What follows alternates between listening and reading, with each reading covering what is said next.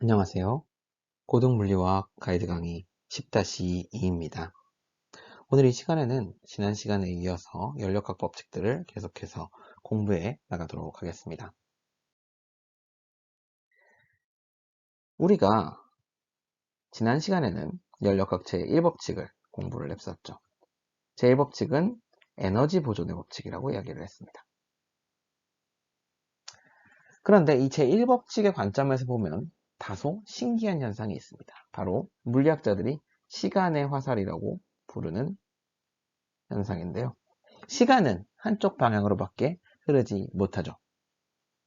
그런데 그 한쪽 방향으로 흐르는 시간이 심지어 우리가 어느 게 맞는 방향인지까지 알 수가 있습니다. 예를 들어 볼까요? 제가 공을 하나 던진다고 하겠습니다. 그러면 공이 띠용, 띠용, 띠용, 띠용, 띠용, 띠용, 띠용 이런 식으로 이제 튀어가게 되겠죠. 이 과정을 영상으로 녹화해 본다고 하겠습니다. 그리고 역재생을 한번 해봅시다.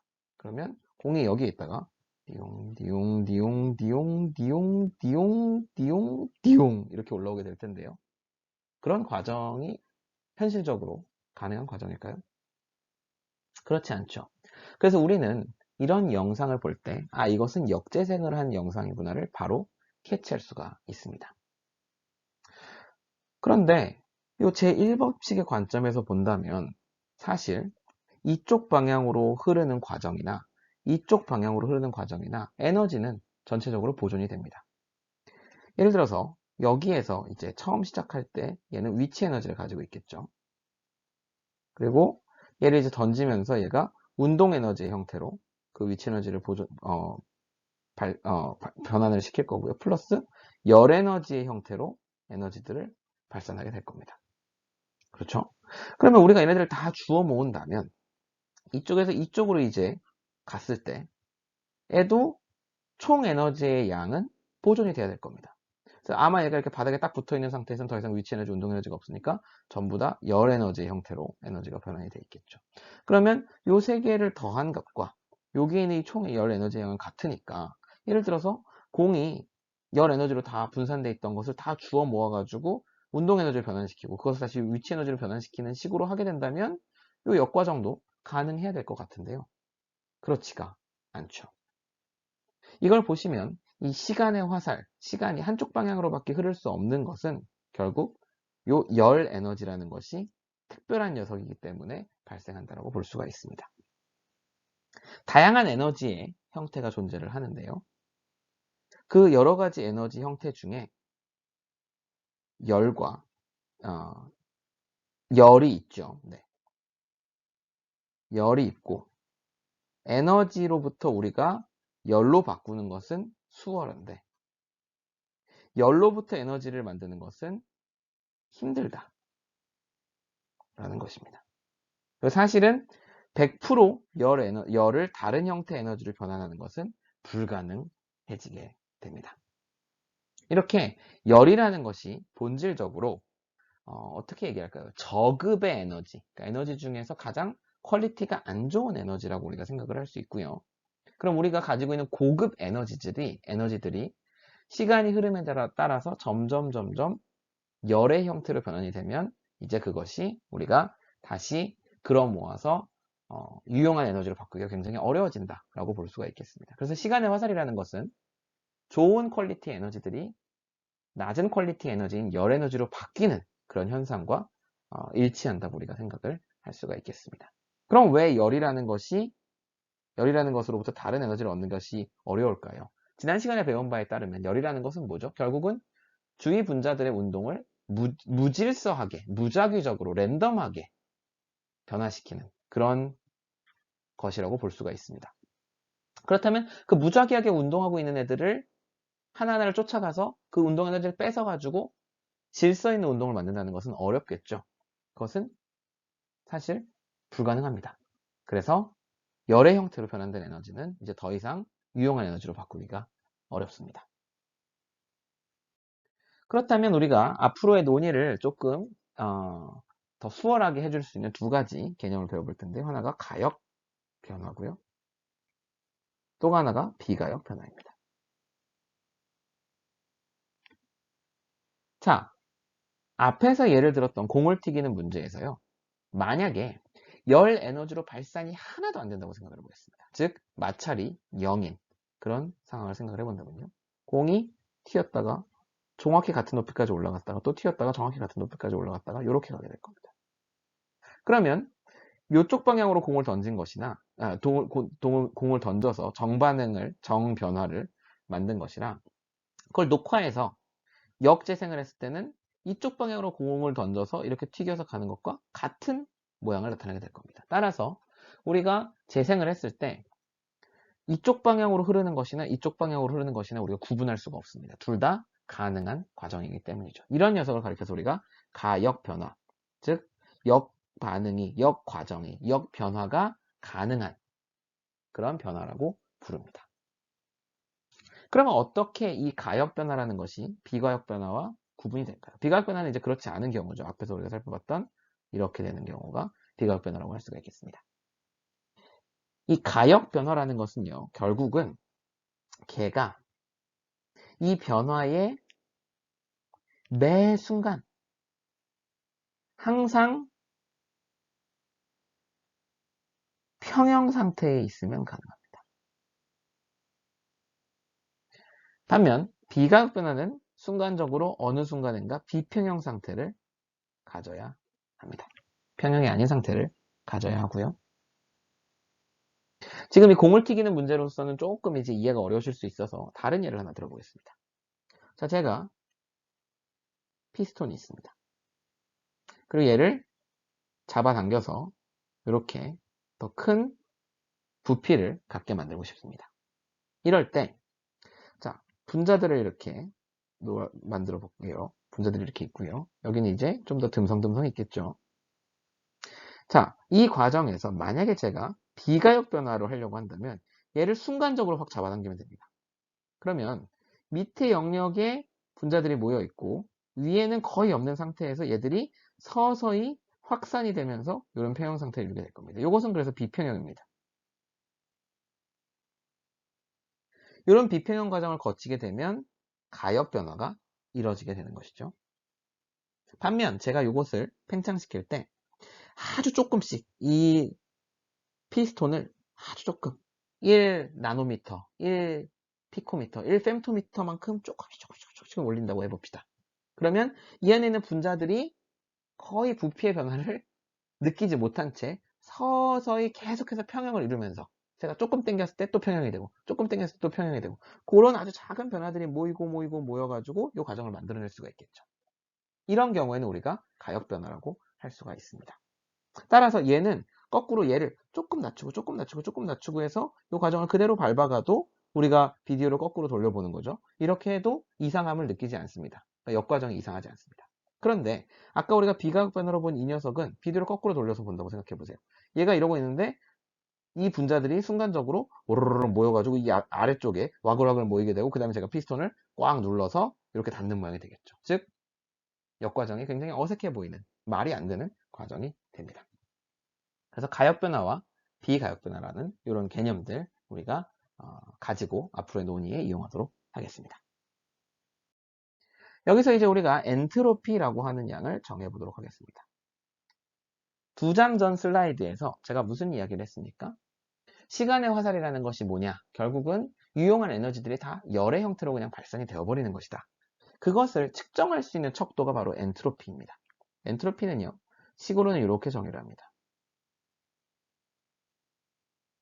가역 과정에서의 미소 열 나누기 온도로 하면 이걸로 이제 우리가 엔트로피를 측정을 할 수가 있습니다. 이 엔트로피라는 양이 근데 이렇게 정의를 했을 때 말이죠. 이렇게 정의를 했을 때 유용한 것이 뭐냐면 엔트로피가 낮다 라는 것은 유용한 에너지가 많다 라는 뜻이고 엔트로피가 높다라는 것은 이제 유용한 에너지가 다 열 에너지로 많이 바뀌어 있다 라는 뜻이 됩니다. 그래서 이 엔트로피를 가지고서 우리가 이 유용한 에너지가 얼마나 남아있는지를 측정하는 척도로 쓸 수가 있지요. 그런데 아까 시간이 흐름에 따라서 점점 이 유용한 에너지들이 다 열 형태로 발산되어 버린다고 했습니다. 이것이 바로 열역학 제2법칙입니다. 연력학체의 이 법칙에 따르면요. 엔트로피의 변화는 항상 고립계의 경우에 엔트로피의 변화는 항상 0보다 크거나 같습니다. 즉 얘가 0이라는 얘기는 엔트로피가 유지가 된다는 얘기고요. 얘가 0보다 크다는 얘기는 엔트로피가 증가한다는 얘기죠. 그렇게 우리가 엔트로피는 항상 증가한다. 즉 낮은 상태에서 높은 상태로 간다. 유용한 에너지가 많은 상태에서 유용한 에너지가 적은 상태. 열로 다 변환되어 있는 상태로 간다. 라고 할 수가 있겠습니다. 그 중에서 이제 엔트로피가 유지되는 경우가 바로 가역 변화에 해당을 하고요. 이 경우에는 엔트로피가 변하지 않으니까 한쪽 방향으로 보내나 다른 쪽 방향으로 보내나 둘 다 가능한 반응이 되겠습니다. 반면 엔트로피가 한쪽 방향으로만 움직인다, 증가한다 라고 하면 비가역 변화가 되겠죠. 왜냐하면 역반응의 경우에는, 역과정의 경우에는 DS가 0보다 작으니까 불가능한 과정이 되겠습니다. 그래서 이런 이제 엔트로피, 그리고 엔트로피 앞에 제가 지금 스몰 d를 붙였죠. 소문자 d를. 그 얘기는 얘는 상태함수다, 경로함수가 아니다 라는 것을 알게 해줍니다. 이 녀석은 경로함수였는데 여기다가 t로 나눠주기만 하니까 상태함수가 됐어요. 네, 그런 이제 수학적인 성질입니다. 그런 성질을 엔트로피가 가지고 있습니다. 다음으로 지금 이 얘기로부터 우리가 클라우지우스 부등식이라는 것을 유도해 볼 수가 있습니다. 자, 클라우지우스 부등식은 뭐냐면요. 우주의 엔트로피 변화를 한번 생각해 봅시다. 자, 우주는 우리가 고립계라고 생각을 할 수가 있어요. 자, 우주 전체는. 물론 우주 너머에 뭐가 있는지 우리가 잘 모르긴 하죠. 근데 고립계라고 생각을 해보겠습니다. 우주는 개의 엔트로피와 그리고 우주에서 개를 뺀 나머지를 우리가 전부 다 주위라고 하겠습니다. 로 쓸 수가 있고요. 자, 이렇게 생긴 거죠. 우주가 이 전체고요. 그 안에 개라고 하는 아주 조그만 영역을 우리가 연력학적으로 연구를 하고요. 그러면 우주에서 개를 뺀 나머지를 우리가 주위라고 부르자. 어마어마하게 크겠죠, 주위는. 그럼 얘가 연력학 제2법칙에 따라서 항상 0보다 크거나 같습니다. 우주가 고립계라고 본다면요. 그런데 주위의 경우, 주위는 어마어마하게 커요. 그러면 얘가 개로부터 얼마만큼 열을 받거나 혹은 E를 받거나 했다 하더라도 그것은 굉장히 미미한 변화만을 줄 뿐입니다. 따라서 주위는 항상 모든 과정을 가역 과정인 것처럼 가지고 옵니다. 가역 과정. 이게 지금 뭐죠? 주위가 받은 열, 주위의 그 열로서 변화된 내부 에너지 나누기 T를 해주면 그게 주위 엔트로피 변화가 된다는 건데 이건 무슨 얘기냐면 요게 가역 과정을 거쳐서 됐다라는 가정이 있어야지 이런 식으로 엔트로피를 쓸 수가 있습니다. 근데 주위는 워낙 크기 때문에 약간의 열을 받는 거, 아주 조금의 열을 받는 거는 다 아주 미소량을 받는 것 같고 그 미소량을 받는 것은 결국 가역 과정이라고 우리가 볼 수가 있습니다. 그런데 이 주위가 받는 열은 어디에서 오는 거예요? 그거는 바로 개가 주는 거죠. 그래서 개가 주는 열에 마이너스 보호를 붙이게 되면 주위의 열이 되고요. 요거를 이제 대입을 해보겠습니다. 요거를 여기 대입하고 요거를 여기다 대입을 하면 어떻게 되죠? ds 개라는 놈이 마이너스 델타 q 개 t가 0보다 크거나 같다. 즉 이건 어차피 우리가 지금 개에 대해서 다루고 있는 중이니까 다른 식으로 쓰게 되면 이렇게 우리가 생각을 해볼 수가 있습니다. 그쵸? 이것을 가리켜서 클라우지우스 부등식이라고 부릅니다. 그리고 이 부등식은 우리가 향후에 다른 내용들을 전개를 할 때 사용을 할 테니 기억을 해두시면 좋을 것 같네요. 오늘 수업의 마지막 부분은 바로 연력학제 3법칙입니다. 자, 우리가 엔트로피에 대한 얘기를 했어요. 엔트로피라는 것은 결국 쓸모있는 에너지가 얼마만큼 남아있느냐의 척도라고 했습니다. 그래서 엔트로피가 높아지면 높아질수록 쓸모있는 일들이 없어진다라고 할 수 있겠습니다. 그러면 근데 지금까지 우리는 엔트로피를 ds, 엔트로피의 변화량, 즉 델타 S로만 정의를 했습니다. 절대값으로서 엔트로피가 존재할 수 있느냐 그런 이야기를 할 수가 있는데요. 연력학 제3법칙은 뭐냐면요. 결정성 고체가 되는 순물질에 대해 온도가 T가 0으로 가면 리미트입니다. T가 0으로 가면 엔트로피는 0이 된다 라는 법칙입니다. 온도가 절대 0도로 가면 그때 엔트로피는 0이 된다. 자, 이건 무슨 얘기냐면요. 우리가 연력학체 2법칙을 통해서 엔트로피의 변화량을 계산을 할 수가 있습니다. 그래서 어떤 개의 엔트로피를 계산을 한다고 해볼게요. 온도에 따라서. 그러면 예를 들어서 온도가 200켈빈, 300켈빈 사이에 델타 T를 델타 S를 계산을 할 수가 있겠죠. 엔트로피 변화를 계산을 했고, 그 다음에 또 여기서 100켈빈까지 또 계산을 할 수가 있겠죠. 델타 S. 그리고 또 이거를 예를 들면 0켈빈에까지 외삽을 시켜가지고 델타 S를 계산했다고 하겠습니다. 그랬을 때 도달하는 점은 항상 S가 0인 점이라는 겁니다. 그게 바로 이 연력학 제3법칙이 이야기하는 바고요. 이 얘기는 무슨 얘기냐면 결국 엔트로피라는 것은 0점이 존재를 한다라는 이야기가 됩니다. 그리고 그 0점으로부터 우리가 엔트로피 계산들을 해줄 수가 있지요. 절대적인 0점이 존재를 하는 겁니다. 다른 얘기로 하자면 내부 에너지나 혹은 다른 이제 여러 가지 물리량들의 경우에는요. 물리량이라고 하면 조금 어폐가 있고 내부 에너지의 경우에는 우리가 기준점을 어디를 잡냐에 따라서 0점이 달라질 수가 있습니다. 그런데 엔트로피는 기준점을 우리가 임의로 잡을 수가 없고 이 정해져 있는 연력학 제3법칙이 얘기하는 것은 정해져 있는 지점이 존재를 한다라는 뜻이 되겠습니다. 0켈빈에서의 엔트로피가 0점이다 라고 이게 결정이 되어 있는 경우라고 할 수가 있겠습니다.